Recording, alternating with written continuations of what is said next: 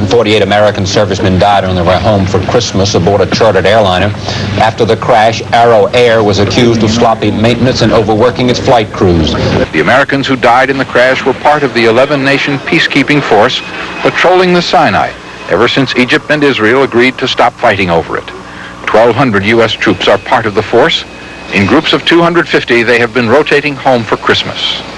The MFO hired the plane, the Pentagon didn't, and it took off from Cairo, stopped in Germany for fuel, refueled again in Gander, and crashed there on takeoff. I figured that it was the aircraft, there had to be a crash.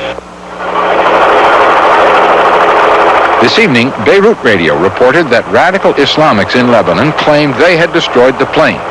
But the U.S. government, for the time, discounts sabotage or any, quote, hostile action. ABC News has learned that an FBI unit in Washington was alerted early today for a hurry-up flight to Newfoundland, but the group was halted as suspicion of sabotage abated. The flight and voice recorders have been found and sent to Ottawa for examination by Canadian authorities who are in charge of the investigation. Just under half the bodies have been recovered. Jed Duval for Nightline. CBS News has obtained numerous FAA and military documents that show that the DC-8 that crashed in Canada had a troubled maintenance history and that the Army once suspended doing business with Arrow Air because of equipment problems. Just 5 days before the Gander crash, a mechanic's worksheet shows 6 equipment problems on the Arrow DC-8, some of them serious. He wrote in his log, lots of DMIs, deferred maintenance items, problems identified but not repaired. The military also found problems with Arrow Air, leading to a 90-day suspension of business and a 120-day probation period, which ended last May.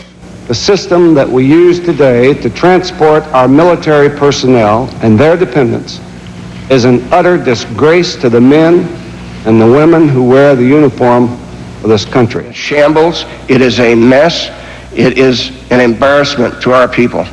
When it was the FAA's turn, committee members focused on Arrow Air, demanding to know why the company was still allowed to fly. We are doing everything we can to assure the safety of Arrow's operations. The exception of the crash at Gander, about which we know little at this point, we could find no substantive reason to disqualify the carrier based on safety considerations. But committee members felt there was plenty of reason, and one after another expressed astonishment.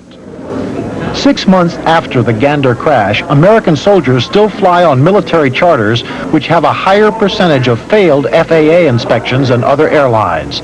I want the Department of Defense itself to look at these planes and see whether they are in fact safe, and in fact whether or not the operators are capable operators. The military now has the last say, and despite whatever FAA says, the military can refuse to fly with a carrier today where they couldn't up to a year ago. We are really trying to do, and many of our procedures relate to our trying to become a more intelligent consumer surrogate for that serviceman that we tell to ride on an airplane.